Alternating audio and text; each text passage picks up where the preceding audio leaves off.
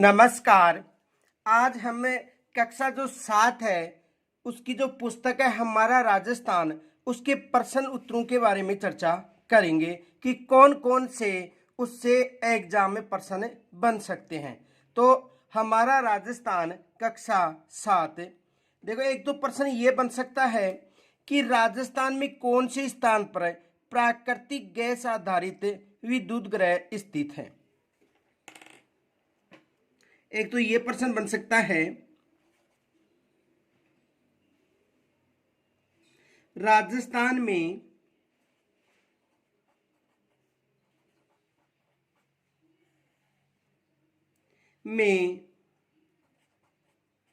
कौन से स्थान पर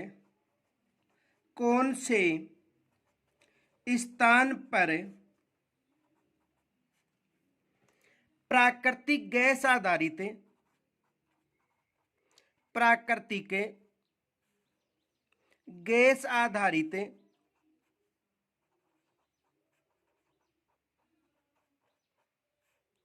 प्राकृतिक गैस आधारित विद्युत ग्रह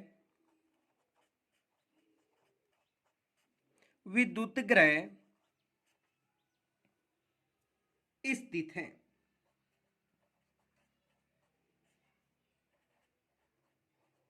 एग्जाम में ये प्रश्न बन सकता है कि राजस्थान में कौन से स्थान पर प्राकृतिक गैस आधारित विद्युत ग्रह स्थित है।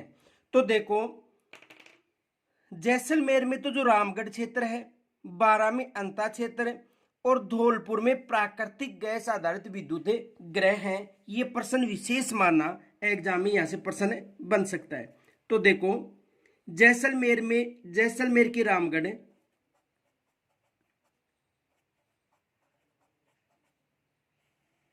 जैसलमेर के रामगढ़ क्षेत्र, बारां में अंता एवं धौलपुर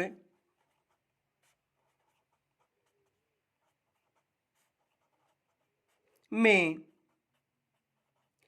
प्राकृतिक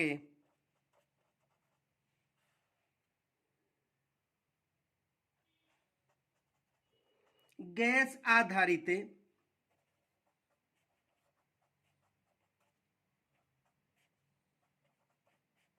विद्युत ग्रह हैं। तो देखो याद रखना जैसलमेर का जो रामगढ़ है, इनके अलावा बारां में अंता क्षेत्र है और धौलपुर में जो प्राकृतिक गैस आधारित जो संयंत्र हैं वो स्थित है। दूसरा प्रश्न ये बन सकता है कि ऐश्वर्या एवं मंगला तेल क्षेत्र किस जिले में स्थित है।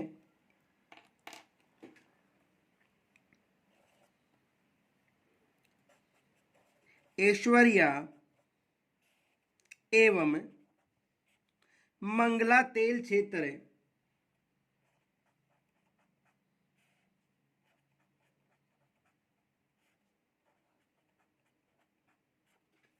ऐश्वर्या एवं मंगला तेल क्षेत्र किस जिले में स्थित है।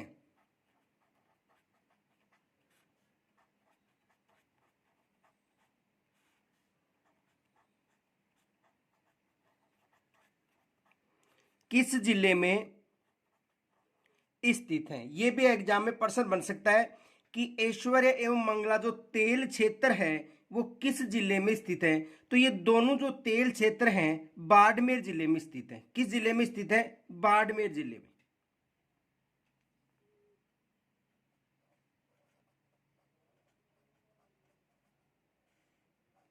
किस जिले में स्थित है? बाड़मेर जिले में। इनके अलावा देखो दूसरा प्रश्न ये भी बन सकता है कि छबड़ा कोयला आधारित जो ताप विद्युत संयंत्र है वो किस जिले में स्थित है।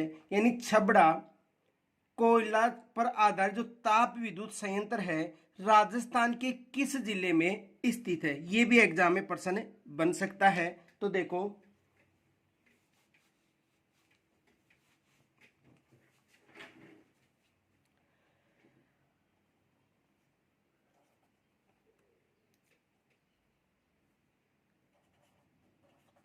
छबड़ा कोयले पर आधारित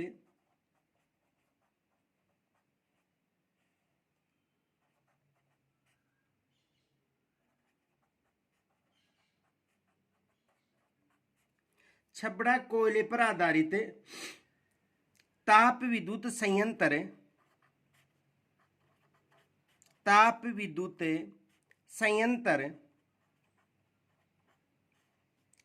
किस जिले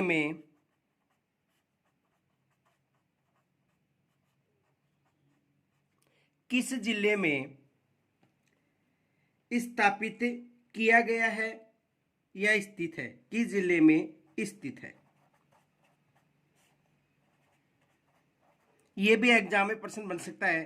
तो देखो, छबड़ा जो कोयला क्षेत्र जो ताप विद्युत गृह है वो 12 जिले में, किस जिले में है? 12 जिले में। किस जिले में है? 12 जिले में है। तो यहां से यह भी प्रश्न बन सकता है कि कोयला आधारित जो छबड़ा ताप विद्युत गृह है वो कहां पर स्थित है? तो 12 जिले में स्थित है। इनके अलावा देखो, एक प्रश्न ये भी बन सकता है कि ग्रिल लिग्नाइट आधारित ताप विद्युत संयंत्र किस जिले में स्थित है?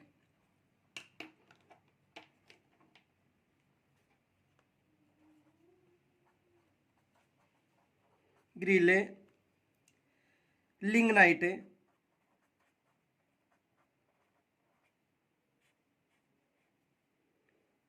आधारित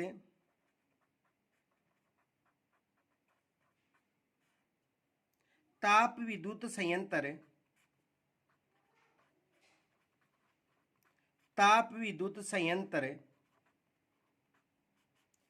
किस जिले में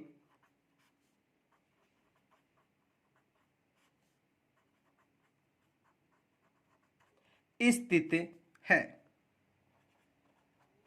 यह भी एग्जाम में प्रश्न बन सकता है कि जो ताप विद्युत आधारित जो ग्रिल लिग्नाइट कोयला से जो विद्युत उत्पादित की जाती है ये किस जिले में स्थित है? तो देखो, ये बाड़मेर जिले में स्थित है। कहां पर स्थित है? बाड़मेर जिले में। कहां पर स्थित है? बाड़मेर जिले में स्थित है। इनके अलावा देखो, दूसरा प्रश्न ये भी बन सकता है कि राजस्थान में जो प्राथमिक व्यवसाय है, यानी राजस्थान के लोगों का जो प्राथमिक व्यवसाय है वो कौन सा है?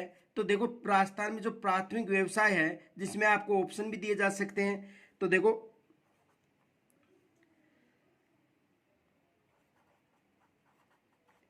कृषि है। तो कृषि क्या है? प्राथमिक व्यवसाय है, याद रखना है। कृषि संबंधी टॉपिक है, तो कृषि है एक प्राथमिक व्यवसाय है।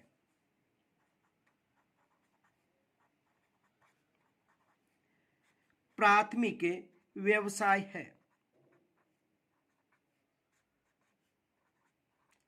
कौन सा व्यवसाय है? कृषि। कृषि एक प्राथमिक व्यवसाय है। तो यहां से एग्जाम में प्रश्न बन सकता है कि कृषि है, तो कृषि क्या है? एक प्राथमिक व्यवसाय है। इनके अलावा देखो, एक ये भी प्रश्न बन सकता है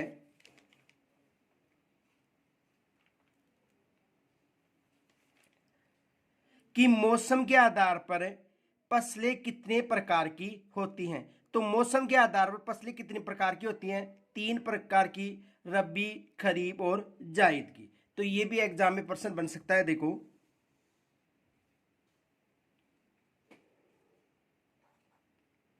मौसम के आधार पर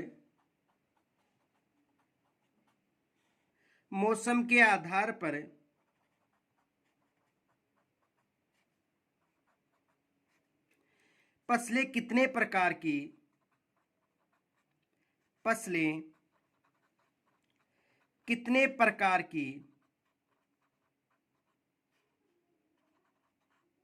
होती हैं? यानी मौसम के आधार पर जो फसलें हैं उनके कितने प्रकार हैं? एग्जाम में यहां से प्रश्न बन सकता है। मोस्ट माना तो देखो, 3 प्रकार। कितने प्रकार हैं? 3 प्रकार। कितने प्रकार है? 3 प्रकार हैं। एक देखो रबी की फसल होती है,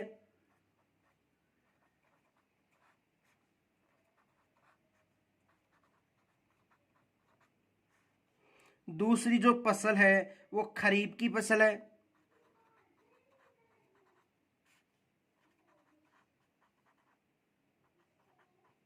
और तीसरा जो प्रकार है वो है जायद। तो फसलें कितनी प्रकार की होती हैं? 3 प्रकार की होती है मौसम के आधार पर। एक रबी की फसल है, दूसरी है खरीफ की फसल, और तीसरी जायद की फसल। अब देखो इन फसलों से आपको वहां पर यह भी पूछा जा सकता है कि कौन सी फसल किस में शामिल है। तो देखो जो खरीफ की फसल है, जो रबी की फसल, तो रबी की फसल में देखो गेहूं, सरसों है, चकुंदर है, चना है, जौ है, आदि फसलें रबी की फसल हैं। इनके अलावा देखो चावल है, तिल है, ज्वार है, गन्ना है, मूंगफली है, कपास है, बाजरा है। ये कौन सी फसल है? खरीफ की फसल। और यदि जायद की फसल, तो जो फल हैं, खरबूजे हैं, तरबूज है, सब्जी, ककड़ी आदि जो फसलें हैं वो कौन सी हैं? जायद की। अब देखो यहाँ पर जो मोस्ट फसलें पूछी जा सकती हैं, एक तो अधिकतर पूछा जाता है चकुंदर की फसल, याद रखना रबी की फसल है, और गन्ना, कपास, मूंगफली और चावल, ये फसल याद रखना कौन सी है? खरीफ की। देखो चावल याद रखना है, गंवार या वो चावल के अलावा गन्ना याद रखना है, मूंगफली याद रखनी है, कपास याद रखना है, गंवार की फसल भी किस में शामिल है? खरीफ की फसल। तो ये याद रखना है। इनके अलावा देखो एग्जाम में देखो कैसा प्रश्न बन सकता है इन फसलों से संबंधित है। निम्न में से कौन सी फसल खरीफ के मौसम में उत्पादित होती है या उत्पादित नहीं होती है? जैसे देखो एक प्रश्न बना के बता रहा हूं, कौन सी फसल है, कौन सी फसल है खरीफ की फसल है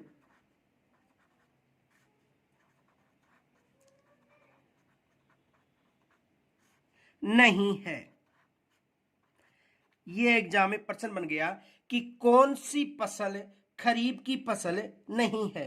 ये याद रखना, ऐसा प्रश्न बन सकता है। अब देखो यानी कहने का मतलब 3 रबी की फसल दी जाएंगी, एक रबी की और 3 खरीफ की फसल। देखो ऑप्शन मिल सकता है वहां पर आपको, जैसे उदाहरण के लिए चावल मिल गए एक, तो दूसरा मिल गया चुकंदर, तीसरा मिल सकता है ऑप्शन है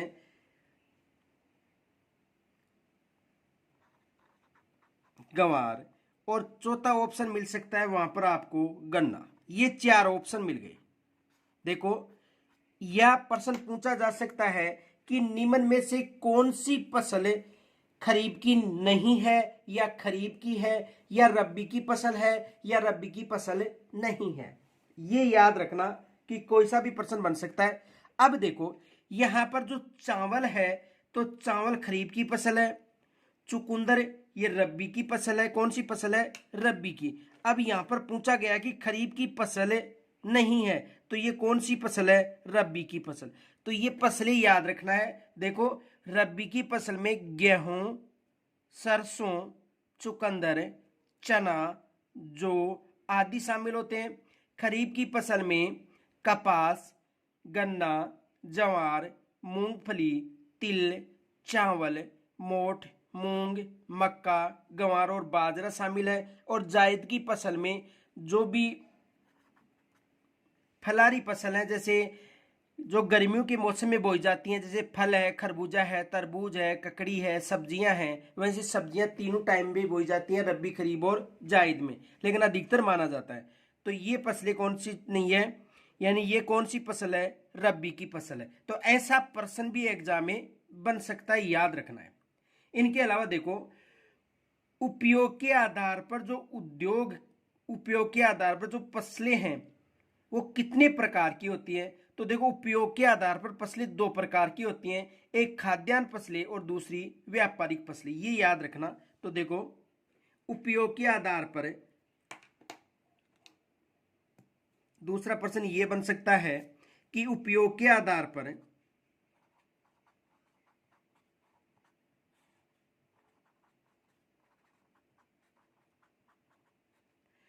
उपयोग के आधार पर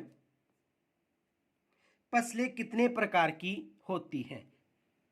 पर फसलें कितने प्रकार की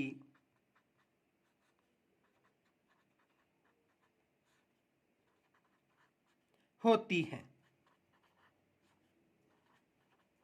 किसके आधार पर? उपयोग के आधार पर जो फसलें हैं वो कितने प्रकार की होती हैं? तो उपयोग के आधार पर जो फसल हैं 2 प्रकार की होती है। कितने प्रकार की? 2 प्रकार की। एक खाद्यान्न फसलें,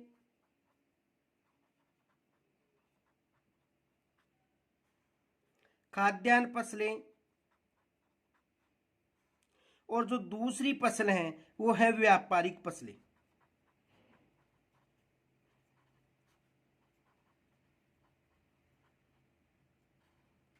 तो फसलें कितने प्रकार की होती हैं? 2 प्रकार की, याद रखना है। खाद्यान्न फसलें जैसे गेहूं, जौ, ज्वार, मक्का, चावल, दालें आदि जो खाद्यान्न फसलें हैं।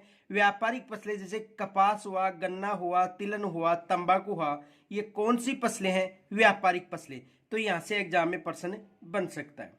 इनके अलावा देखो, राजस्थान में कौन सा खाद्यान्न फसलों के उत्पादन में भारत में जो प्रथम स्थान है, ये भी प्रश्न बन सकता है। तो यदि राजस्थान में खाद्यान्न की बात करें तो जो प्रथम स्थान पर जो राजस्थान का खाद्यान्न है वो कौन सा है? बाजरा है। ये भी एग्जाम में प्रश्न बन सकता है। तो देखो, एग्जाम में ये भी प्रश्न बन सकता है।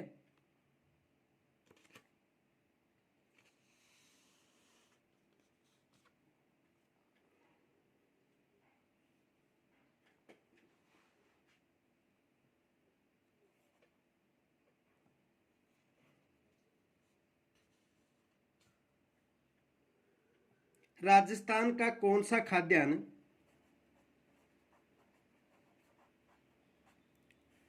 राजस्थान का कौन सा खाद्यान्न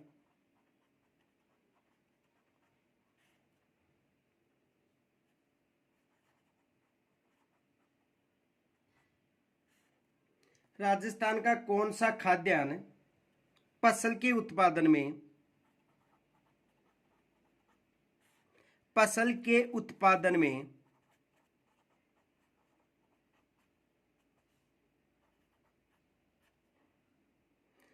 भारत में प्रथम स्थान है?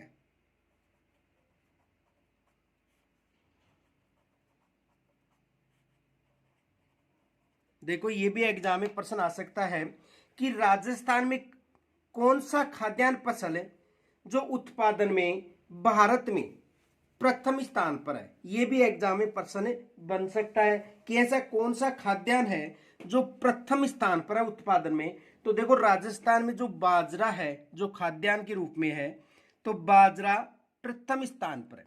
कौन सा है खाद्यान्न राजस्थान में प्रथम स्थान पर है? बाजरा। और यदि भारत में खाद्यान्न की दृष्टि से पूछा जाता है तो वहां पर भारत में आपको चावल बताना है। भारत में क्या बताना है आपको? चावल बताना है। दूसरा प्रश्न ये बन सकता है कि राजस्थान का कौन सा तिलहन फसल में उत्पादन में भारत में प्रथम स्थान है? तो तिलहन जो फसल उत्पादन है उसमें सरसों का प्रथम स्थान है। दूसरा प्रश्न ये बन सकता है, राजस्थान का कौन सा तिलहन फसल है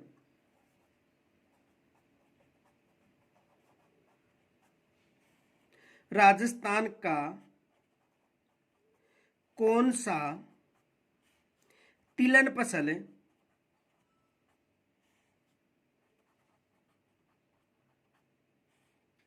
तिलहन फसल के उत्पादन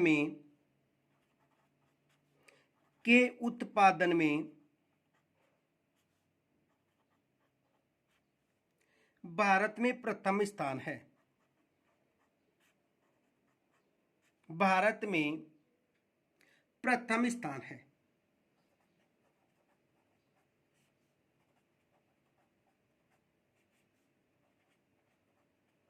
ये भी एग्जाम में प्रश्न बन सकता है। तो जो यदि तिलहन फसल में प्रथम स्थान पूछा जाए तो कौन सा है? सरसों का है। और सर्वाधिक जो सरसों है वो भरतपुर में उत्पादित की जाती है। इनके अलावा देखो, सरसों उत्पादन में जो राजस्थान का स्थान भी पूछा जा सकता है, प्रश्न ये भी बन सकता है। देखो कि सरसों उत्पादन में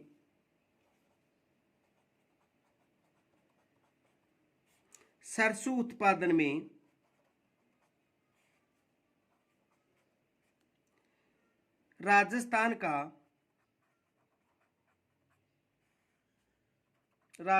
का भारत में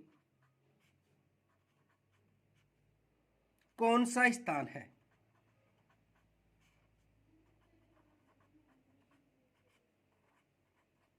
ये भी एग्जाम में प्रश्न बन सकता है कि सरसों उत्पादन में जो राजस्थान है उसका भारत में कौन सा स्थान है। तो देखो सरसों उत्पादन में जो राजस्थान है इसका प्रथम स्थान है, याद रखना कौन सा स्थान है, प्रथम स्थान।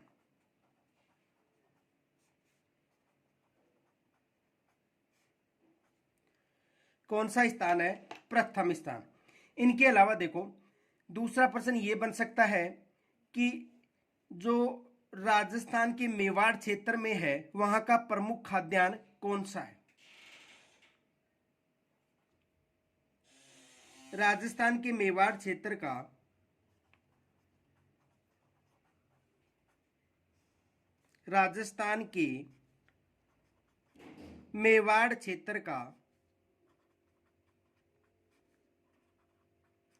प्रमुख खाद्यान्न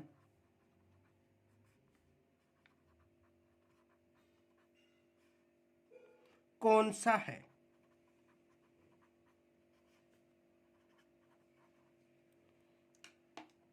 तो देखो राजस्थान में यदि मेवाड़ क्षेत्र की बात करें तो मेवाड़ क्षेत्र का जो प्रमुख खाद्यान्न है वो है मक्का।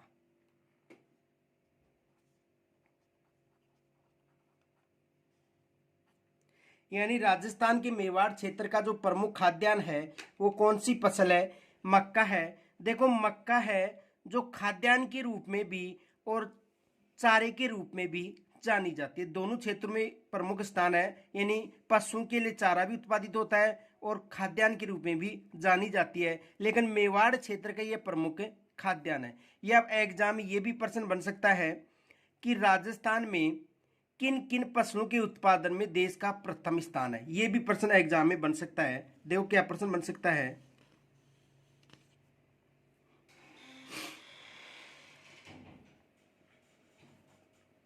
राजस्थान का किन फसलों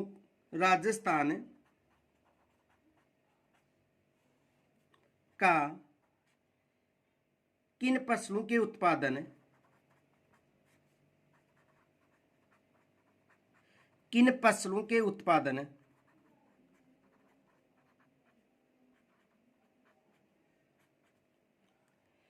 में देश में प्रथम स्थान है। में देश में प्रथम स्थान है। यह भी एग्जाम में प्रश्न बन सकता है कि राजस्थान में ऐसी कौन सी फसलें हैं जिनके उत्पादन में जो राजस्थान है उसका प्रथम स्थान है। ये याद रखना, ये प्रश्न बन सकता है कि राजस्थान में ऐसी कौन सी फसलें हैं जिनके उत्पादन में राजस्थान का प्रथम स्थान है। तो देखो बाजरा हुआ, सरसों हुआ, इसबगोल हुआ, गंवार हुआ, मोठ, ये जो फसलें हैं इनका राजस्थान में प्रथम स्थान है। तो देखो कौन कौन सी फसलें हैं, जैसे बाजरा, सरसों, इसबगोल,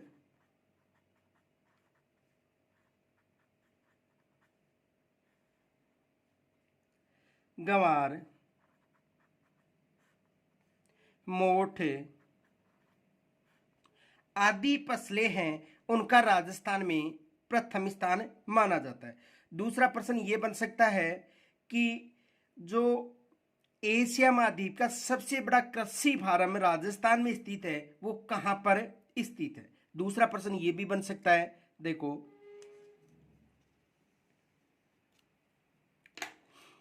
दूसरा प्रश्न बन सकता है कि एशिया का सबसे बड़ा कृषि फार्म है एशिया का सबसे बड़ा कृषि फार्म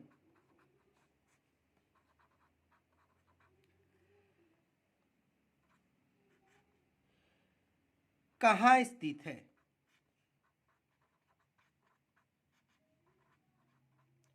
एशिया का सबसे बड़ा जो कृषि फोरम फार्म है वो कहाँ पर स्थित है? तो एशिया का सबसे बड़ा कृषि फार्म सूरतगढ़ गंगानगर यानी राजस्थान का जो सूरतगढ़ गंगानगर है वहां पर स्थित है। तो देखो राजस्थान में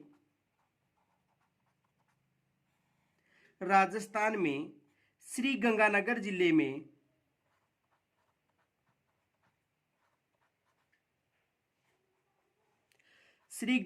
जिले में सूरतगढ़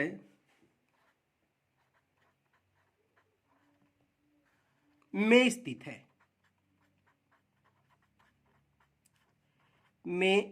है।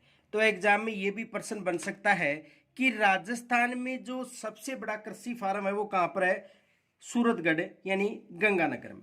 दूसरा प्रश्न ये बन सकता है कि राजस्थान में सर्वाधिक सिंचाई की जाती है। राजस्थान में सर्वाधिक सिंचाई की जाती है, ये भी एग्जाम में प्रश्न बन सकता है। तो देखो राजस्थान में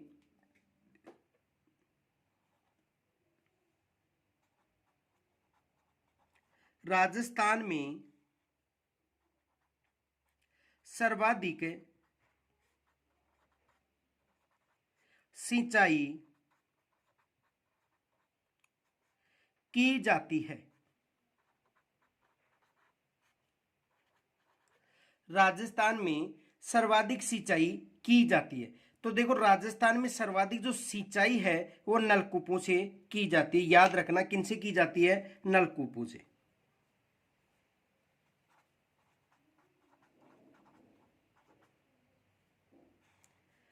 अब देखो नलकूपों से कितने प्रतिशत सिंचाई की जाती है? लगभग 44%।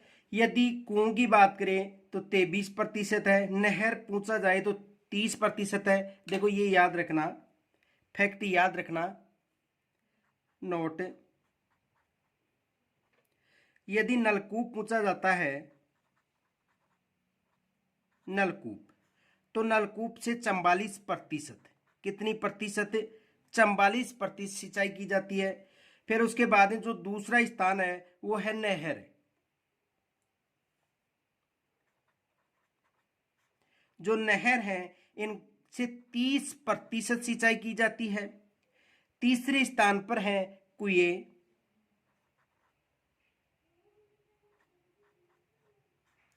और कुओं से जो सिंचाई है वो 23% की जाती है। कितने प्रतिशत की जाती है? 23%। और जो तालाब हैं, तालाबों से जो सिंचाई है 2% की जाती है। कितने प्रतिशत? 2%। और अन्य है उनसे लगभग 1% जो स्रोत है, अन्य जैसे झील हुए या अन्य कोई स्रोत है, उनसे 1% सिंचाई की जाती है। तो एग्जाम में यहां से भी प्रश्न बन सकता है। प्रश्न ये बन सकता है कि आपको दे दिया जाएगा कि नलकूपों से मिलान कीजिए, नलकूपों से कितने प्रतिशत की जाती है, नहरों से कितने प्रतिशत। या दूसरा प्रश्न ये भी बन सकता है कि राजस्थान में द्वितीय ऐसा कौन सा स्रोत है जिससे सर्वाधिक सिंचाई की जाती है? तो नलकूपों के बाद में जो द्वितीय स्रोत है वो कौन सा है? नहर। ये याद रखना।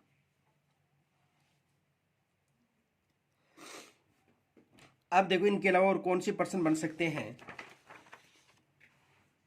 एक प्रश्न ये बन सकता है कि वाटरमैन जो जलपुरुष के नाम से प्रसिद्ध थे, राजेंद्र सिंह को जो जल संरक्षण के क्षेत्र में कार्य करने के लिए कौन सा पुरस्कार दिया गया था? ये भी याद रखना। तो राजेंद्र सिंह को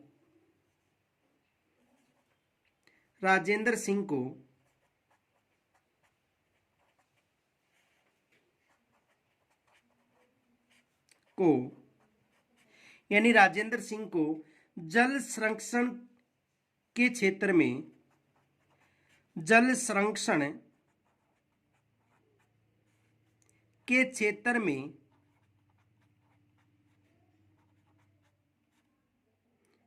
कार्य करने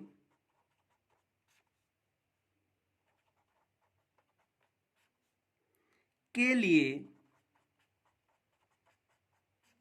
कौन सा, यानी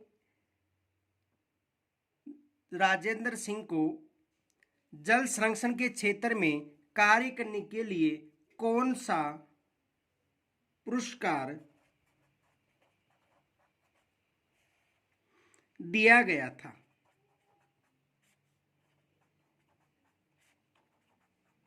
कौन सा पुरस्कार दिया गया था? ये भी एग्जाम में प्रश्न बन सकता है। तो देखो, कौन सा पुरस्कार दिया गया था?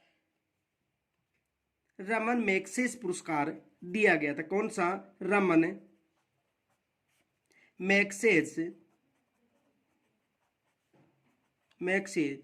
पुरस्कार। कौन सा? रमन मैग्सेसे पुरस्कार। और इनको ये भी याद रखना कि जल पुरुष या वाटरमैन के नाम से भी जाना जाता है। वाटरमैन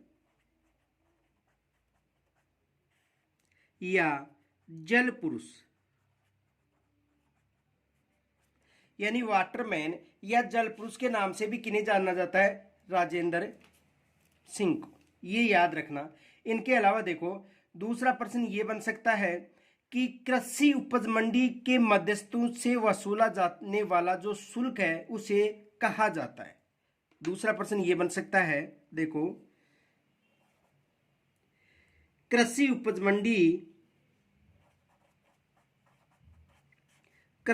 उपज मंडी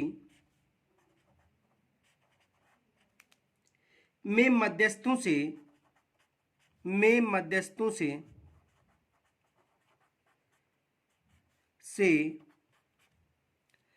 वसूला जाने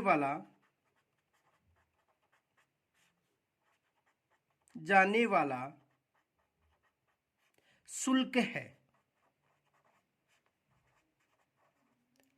तो देखो, जो मध्यस्थ हैं उनसे लाइसेंस शुल्क लिया जाता है। कौन सा शुल्क लिया जाता है? लाइसेंस शुल्क लिया जाता है।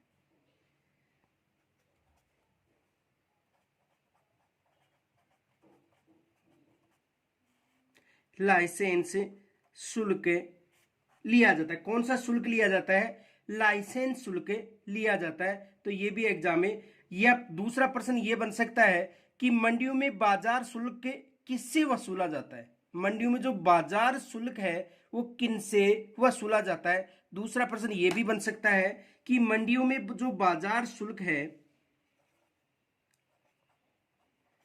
मंडियों में बाजार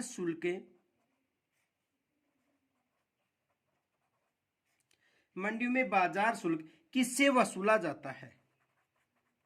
किससे वसूला जाता है?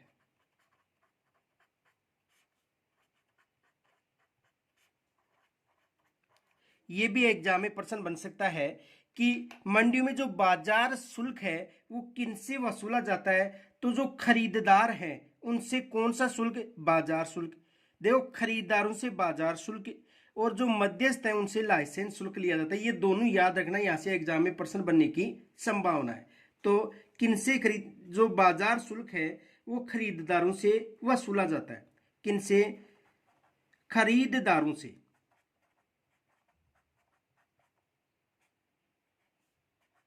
जो बाजार शुल्क है वो किनसे लिया जाता है? जो खरीदार हैं उनसे तो बाजार शुल्क, और जो लाइसेंस शुल्क है वो मध्यस्थों से वसूला जाता है। यह राजस्थान जो राज्य कृषि विपणन बोर्ड है उसकी स्थापना कब की गई? ये भी एग्जाम में प्रश्न बन सकता है। तो देखो, राजस्थान राज्य कृषि विपणन बोर्ड की स्थापना किस वर्ष की गई थी? ये भी एग्जाम में प्रश्न बन सकता है। तो देखो, राजस्थान राज्य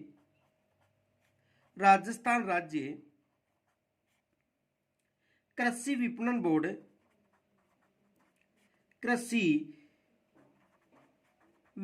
बोर्ड की स्थापना किस वर्ष की गई थी? किस वर्ष की गई थी? किस वर्ष की गई थी? तो देखो 1 अक्टूबर 1974 को जो राजस्थान कृषि विपणन बोर्ड है उसकी स्थापना की गई थी। कब की गई थी? 1 अक्टूबर 1974 को। ये याद रखना, 1 अक्टूबर 1974।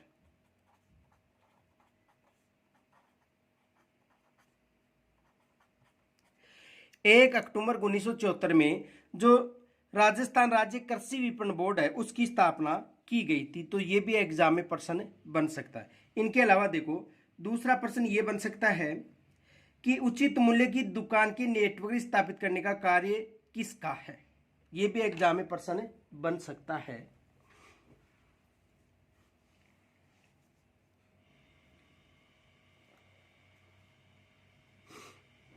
देखो दूसरा प्रश्न ये बन सकता है कि उचित मूल्य की दुकानों के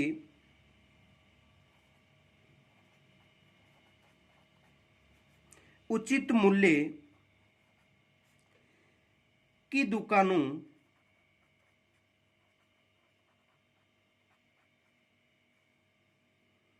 के नेटवर्क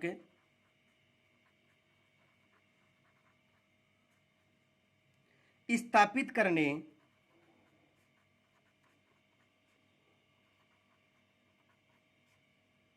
का कार्य किसका है?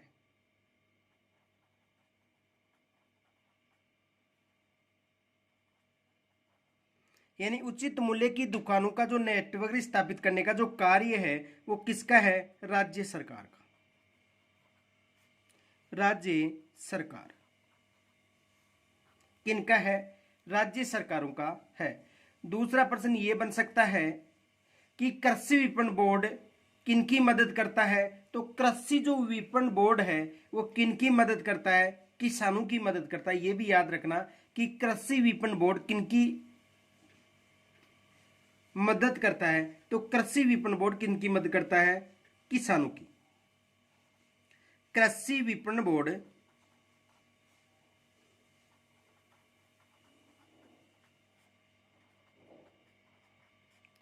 किनकी सहायता करता है? तो ये जो बोर्ड है वो किसकी सहायता करता है? किसानों की सहायता करता है। ये याद रखना, किनकी सहायता करता है? किसानों की। किनकी सहायता करता है?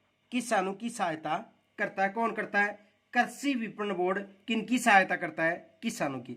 दूसरा प्रश्न ये बन सकता है कि जो विश्व प्रसिद्ध मेथी की जो मंडी है वो राजस्थान में कहां पर है? तो ये भी याद रखना। देखो यानी कहने का मतलब है विश्व प्रसिद्ध जो मेथी की मंडी है, विश्व प्रसिद्ध मेथी की मंडी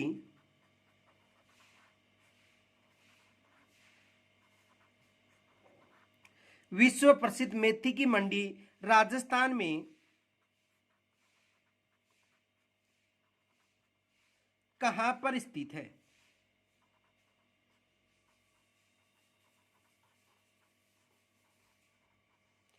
यानी विश्व प्रसिद्ध जो मेथी की मंडी है वो राजस्थान में कहां स्थित है? तो याद रखना विश्व प्रसिद्ध मेथी की जो मंडी है वो राजस्थान में कहां पर है? कोटा में। कहां पर स्थित है? कोटा में।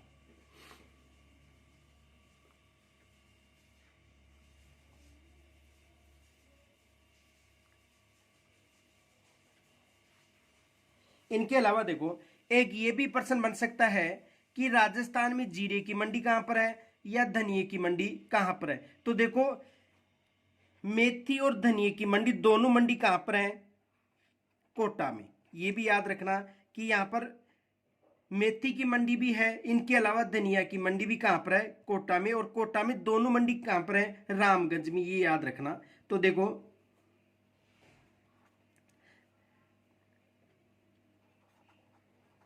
धनिया रामगंज क्षेत्र जो कहां पर है? कोटा में।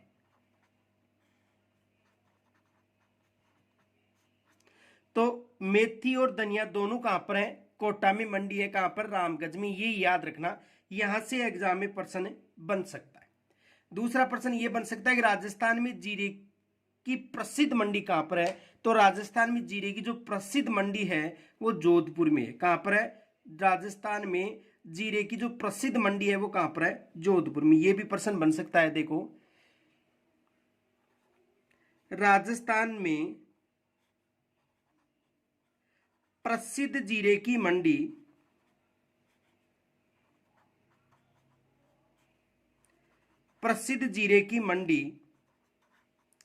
कहां पर स्थित है?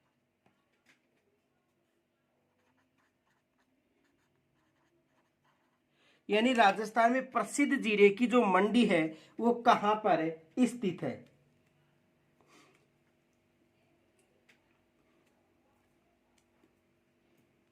तो देखो, राजस्थान में जो प्रसिद्ध जीरे की मंडी है वो कहां पर है? जोधपुर में।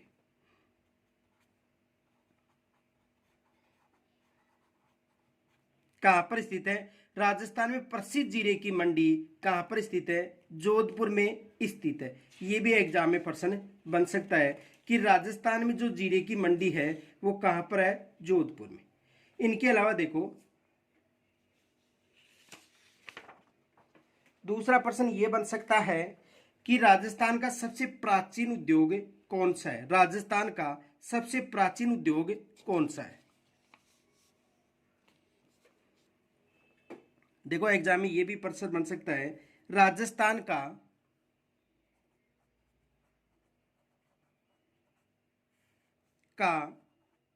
सबसे प्राचीन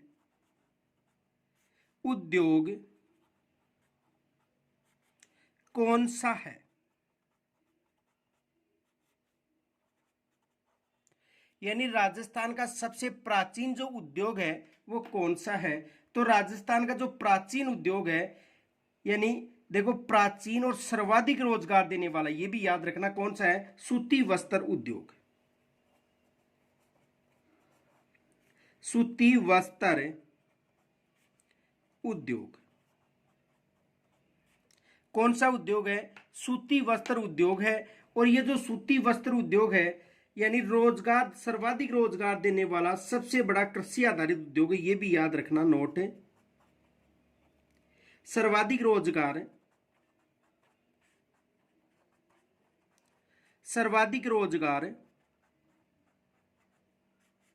देने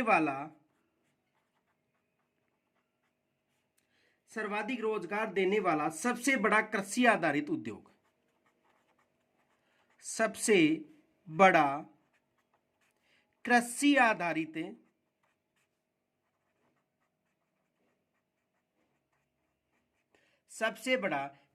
आधारित उद्योग कौन सा है? सूती वस्त्र उद्योग है। यानी सबसे बड़ा कृषि आधारित उद्योग है वो कौन सा है? सूती वस्त्र उद्योग है। और राजस्थान में पहली सूती वस्त्र मिल कब स्थापित की गई थी? 1889 में की गई थी। ये भी याद रखना कि राजस्थान में सबसे पहले सूती वस्त्र जो मिल है 1889 में ब्यावर में स्थापित की गई थी। ये भी याद रखना कि राजस्थान में प्रथम सूती वस्त्र मिल, राजस्थान में प्रथम सूती वस्त्र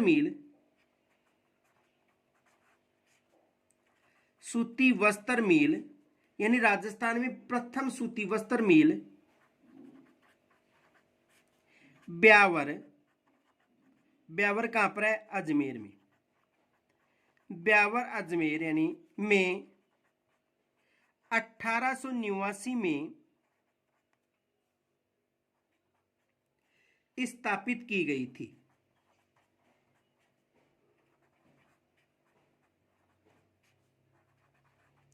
कब स्थापित की गई थी? 1889 में स्थापित की गई थी। और कहां पर स्थापित की गई थी? ब्यावर में। तो एग्जाम में यहां से प्रश्न बन सकता है कि प्रथम सूती वस्त्र जो मिल है वो कहां पर स्थापित की गई थी? ब्यावर अजमेर में। और कब की गई थी? 1889 में। दूसरा प्रश्न ये भी बन सकता है कि राजस्थान में जो वस्त्र नगरी है उसे, वो जो वस्त्र नगरी है किस जिले को वस्त्र नगरी का दर्जा दिया गया था, ये भी प्रश्न बन सकता है। तो वस्त्र नगरी किसे कहा जाता है? वस्त्र नगरी भीलवाड़ा। तो देखो, सूती वस्त्र उद्योग से ये प्रश्न बन सकते हैं, इन प्रश्नों का विशेष ध्यान रखना।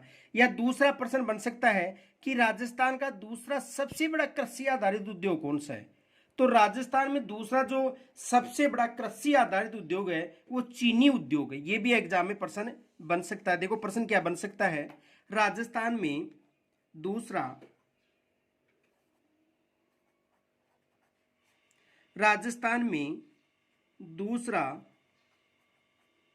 सबसे बड़ा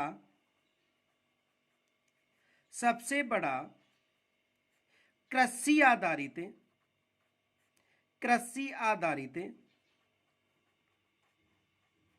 उद्योग कौन सा है?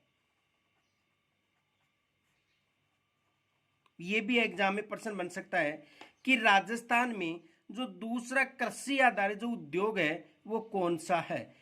तो राजस्थान में जो द्वितीय कृषि आधारित उद्योग है वो कौन सा उद्योग है? चीनी उद्योग। चीनी उद्योग यानी राजस्थान में दूसरा कृषि आधारित जो उद्योग है वो कौन सा है? चीनी उद्योग। अब देखो, राज्य स्तरीय जो निर्यात पुरस्कार योजना के तहत कितने निर्यात पुरस्कारों को पुरस्कृत किया जाता है, ये भी एग्जाम में प्रश्न बन सकता है। तो देखो, दूसरा प्रश्न ये बन सकता है, राज्य स्तरीय निर्यात पुरस्कार, राज्य स्तरीय निर्यात पुरस्कार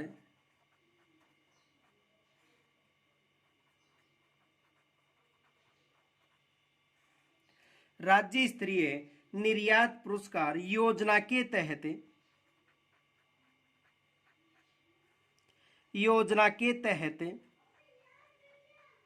यानी राज्य स्तरीय निर्यात पुरस्कार योजना के तहत कितने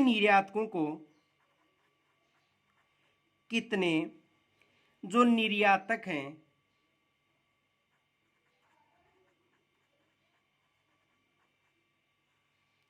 कितने निर्यातकों को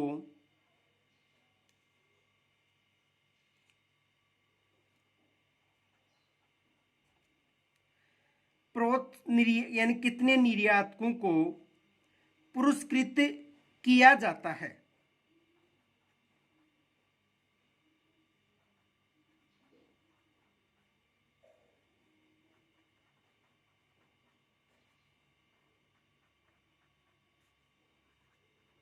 कितने निर्यातकों को पुरस्कृत किया जाता है? तो देखो, 35 जो निर्यातक हैं, कितने निर्यातक? 35 निर्यातकों को पुरस्कृत किया जाता है, उन्हें 2 दिन का प्रशिक्षण दिया जाता है। तो कितने निर्यातकों को याद रखना? 35 निर्यातक। और कितने दिन प्रशिक्षण दिया जाता है? 2 दिन प्रशिक्षण दिया जाता है। इनके अलावा देखो, एक ये भी प्रश्न बन सकता है कि राज्य सरकार ने कृषि प्रसंस्करण और जो कृषि व्यवस्था है या कृषि निर्यातों को प्रोत्साहन नीति का जो निर्माण किया गया था, यानी ये जो नीति थी कब निर्माण किया गया था? 2019 में। ये याद रखना है। देखो नोट, राज्य सरकार ने कृषि प्रसंस्करण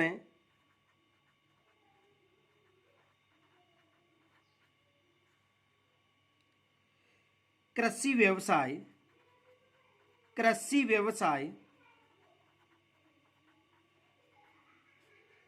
यानी राज्य सरकार ने कृषि प्रसंस्करण और कृषि व्यवसाय एवं कृषि निर्यात प्रोत्साहन एवं कृषि निर्यात प्रोत्साहन,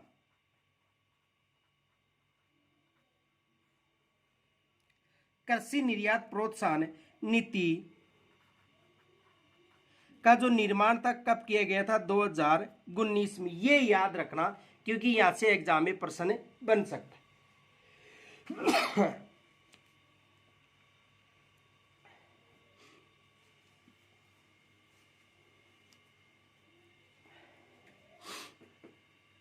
तो राज्य सरकार के द्वारा जो कृषि प्रसंस्करण, कृषि व्यवसाय और कृषि निर्यात प्रोत्साहन नीति है वो कब प्रारंभ की गई थी? 2019 में।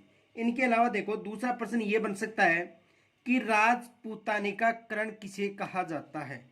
दूसरा प्रश्न ये बन सकता है राजपूतानी का जो करण है वो किसे कहा जाता है?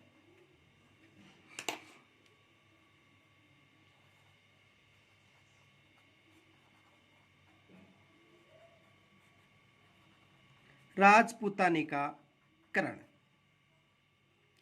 तो राजपूताने का जो करण है वो महाराजा राय सिंह को कहा जाता है। किसे कहा जाता है? महाराजा राय सिंह को। महाराजा राय सिंह, जिनका संबंध कहां से था? बीकानेर से था। और जो राजपूताना करण है इसका संबंध, जो राय सिंह है इसका संबंध कहां से है? बीकानेर से है। ये याद रखना। इनके अलावा देखो ये जो राय सिंह है उन्होंने जो अकबर दरबार था उसमें भी उपस्थित हुआ था और उस समय जोधपुर का इसे जो प्रशासक नियुक्त किया गया था। किसे? महाराजा राय सिंह को। इन्होंने जो बीकानेर दुर्ग था उसमें राज प्रशस्ति का भी निर्माण करवाया था। दूसरा प्रश्न ये बन सकता है कि विजय स्तंभ का निर्माण महाराणा कुंभा ने कहां करवाया था?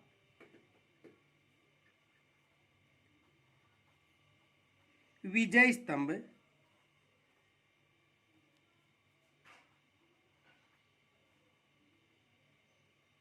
का निर्माण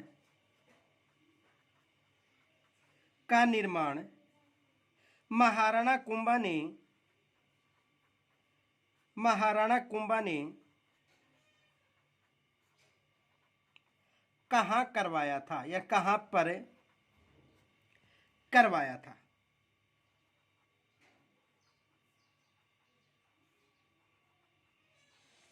यानी विजय स्तंभ का निर्माण महाराणा कुंभा ने कहां करवाया था? चित्तौड़गढ़ में करवाया था।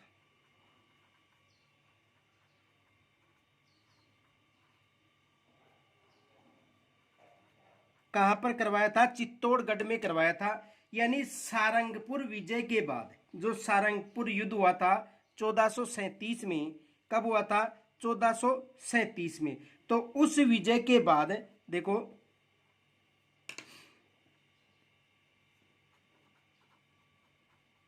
सारंगपुर युद्ध हुआ था 1437 में। कब हुआ था? 1437 में। तो इस युद्ध के विजय के बाद जो महाराणा कुंभा था उन्होंने चित्तौड़गढ़ दुर्ग में विजय स्तंभ का निर्माण करवाया था। तो यहां से एग्जाम में प्रश्न बन सकता है। प्रश्न ये बन सकता है कि या तो प्रश्न बन सकता है विजय स्तंभ कहां पर स्थित है? तो विजय स्तंभ चित्तौड़गढ़ में स्थित है। या दूसरा प्रश्न ये बन सकता है विजय स्तंभ का निर्माण किन्होंने करवाया था? तो विजय स्तंभ का जो निर्माण था वो किन्होंने करवाया था? महाराणा कुंभा ने करवाया था। कब करवाया था? ये याद रखना। जो सारंगपुर का युद्ध हुआ था, कौन सा युद्ध हुआ था? सारंगपुर का। कब हुआ था? 1437 में। इस युद्ध की विजय के बाद जो महाराणा कुंभा था उन्होंने चित्तौड़ में विजय स्तंभ का निर्माण बनाया था। और देखो विजय स्तंभ है, ये जो स्तंभ है ये माध्यम शिक्षा बोर्ड का लोगो देखो, यानी ये जो विजय स्तंभ है एक तो माध्यम शिक्षा बोर्ड है का लोगो है। यदि माध्यम शिक्षा बोर्ड की पुस्तकें देखेंगे तो राजस्थान के मध्य में ये जो विजय स्तंभ है ये दर्शाया गया है। और दूसरा है राजस्थान पुलिस का लोगो। ये याद रखना। ये जो विजय स्तंभ है, एक तो माध्यम शिक्षा बोर्ड का लोगो है। यदि माध्यम शिक्षा की पुस्तकें देखेंगे तो राजस्थान के मध्य में विजय स्तंभ दर्शाया जाएगा। इनके अलावा राजस्थान पुलिस का लोगो है, कौन सा? विजय स्तंभ। तो देखो, सारंगपुर के युद्ध विजय के बाद में महाराणा कुंभा ने चित्तौड़गढ़ दुर्ग में विजय स्तंभ का निर्माण करवाया था। इसे विश्व मूर्ति कोष खजाना के नाम से भी जाना जाता है। विश्व मूर्ति कोष खजाना भी किसे कहा जाता है? विजय स्तंभ को कहा जाता है, ये याद रखना। आगे देखो, दूसरा प्रश्न ये बन सकता है कि जो जंतर मंतर का जो निर्माण है वो जयपुर में किन्होंने करवाया था? तो सवाई जय सिंह ने करवाया था। दूसरा प्रश्न ये बन सकता है, देखो, जंतर मंतर का निर्माण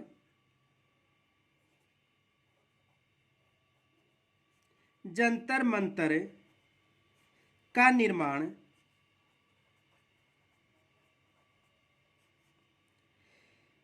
जयपुर में किन्होंने करवाया था? यह भी एग्जाम में प्रश्न बन सकता है कि जंतर मंतर का निर्माण जयपुर में किन्होंने करवाया था? तो सवाई जय सिंह ने।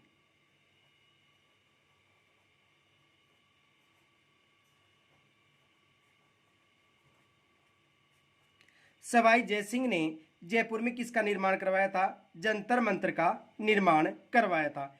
इनके अलावा देखो, दूसरा प्रश्न ये बन सकता है कि जो चंद बरदाई या विद्यापति गौड़ या पृथ्वी भट्ट ये किनके दरबारी कवि थे? तो ये सभी किनके दरबारी कवि हैं? पृथ्वीराज चौहान के दरबारी कवि या लेखक थे। तो प्रश्न बन सकता है,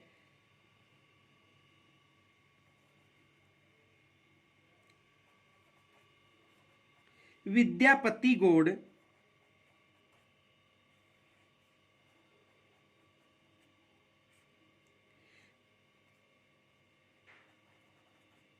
किनके दरबारी कवि थे? तो विद्यापति गौड़ किनके दरबारी कवि थे? ये पृथ्वीराज चौहान तृतीय, पृथ्वीराज चौहान तृतीय के दरबारी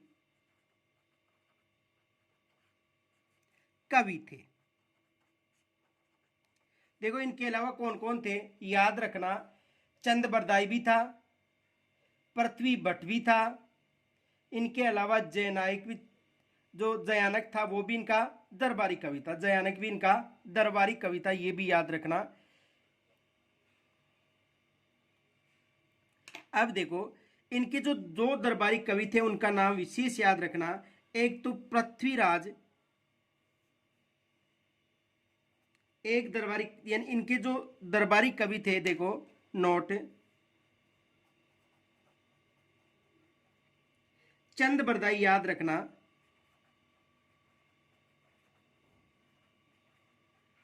चंद बरदाई ने पृथ्वीराज रासो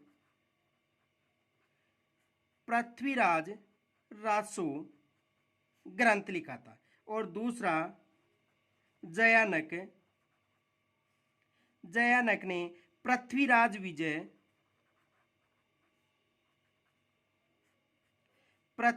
विजय ग्रंथ की रचना की थी। ये दो अधिकतर पूछे जाते हैं कि पृथ्वीराज रासो किन्होंने लिखा था, या इनके अलावा जो पृथ्वीराज विजय है ये ग्रंथ किन्होंने लिखा था। तो ये दोनों ग्रंथ विशेष याद रखना, एग्जाम में यहां से प्रश्न बन सकता है। दूसरा प्रश्न ये बन सकता है कि जो महाराणा कुंभा था उनका राज तिलक कब हुआ था?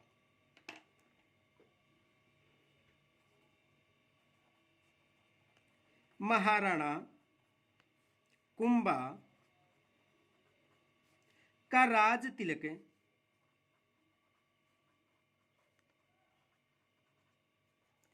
कब हुआ था?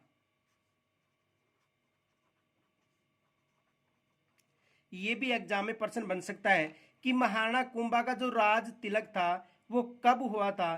तो महाराणा कुंभा का जो राज तिलक था वो कब हुआ था? 1433 ईस्वी में। 1433 1333 ईस्वी में महाराणा कुंभा का राज तिलक हुआ था। अब देखो महाराणा कुंभा का यदि जन्म पूछे तो जन्म बताना है 1417 ईस्वी में, ये भी याद रखना। देखो यदि जन्म की बात करें, नोट जन्म, तो जन्म कब हुआ था? 1417 ईस्वी में। लेकिन शासक कब बना था? 1433 ईस्वी में। ये शासक कब बना था? 1433 ईस्वी में। और इनका जन्म कब हुआ था महाराणा कुंभा का? तो महाराणा कुंभा का जो जन्म हुआ था 1433 में। और इनका जो शासन काल था, महाराणा कुंभा का शासन काल 1433 से लेकर 1438 तक 68 तक था। यानी देखो इनका जो कार्यकाल था वो था 1433 से 1468 तक।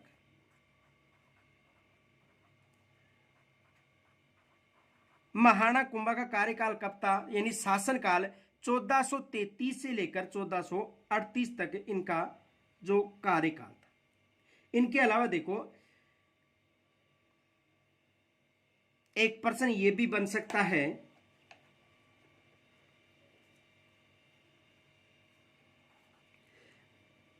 सवाई जयसिंह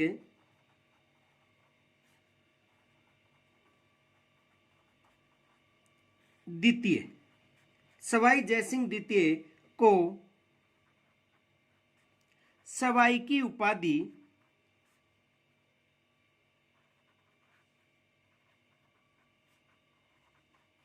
किन्होंने दी थी? किन्होंने दी थी या प्रदान की थी? तो देखो सवाई की उपाधि जो सवाई जयसिंह द्वितीय थे, इनको औरंगजेब के द्वारा दी गई थी। किनके द्वारा दी गई थी? औरंगजेब के द्वारा।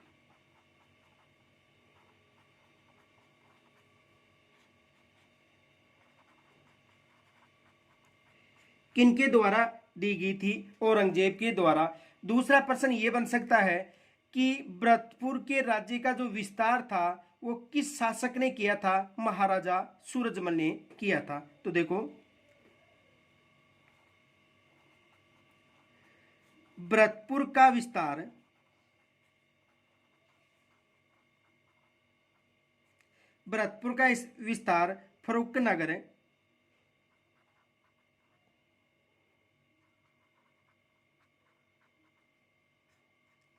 फर्रुखनगर धौलपुर व रोहतक तक किस शासक ने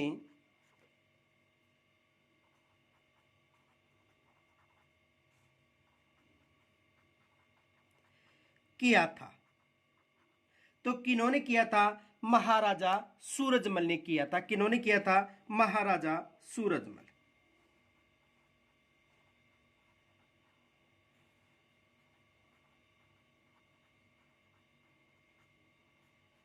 जो कहां का शासक था? भरतपुर का।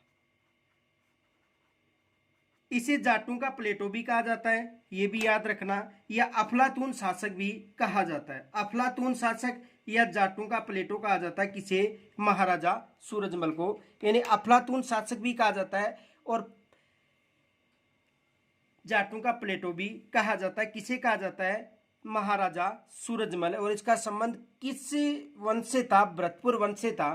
तो शेष जो प्रश्न उत्तरी है इसकी चर्चा कल करेंगे और 2 दिन बाद में आपको जो यथावत रूप से जो क्लासेस चल रही है वो हमारे स्टूडियो में उपस्थित होने के बाद में प्रारंभ कर दी जाएंगी। उस समय तक आपको केवल कक्षा 7 और 8 तक की जो प्रश्न उत्तरी है वो ही हल करवाई जाएंगे, क्योंकि यहाँ पर जो सामग्री है उपलब्ध नहीं है। तो इस वीडियो को आपसे निवेदन है कि लाइक तथा अपने ग्रुप में शेयर जरूर करना। धन्यवाद।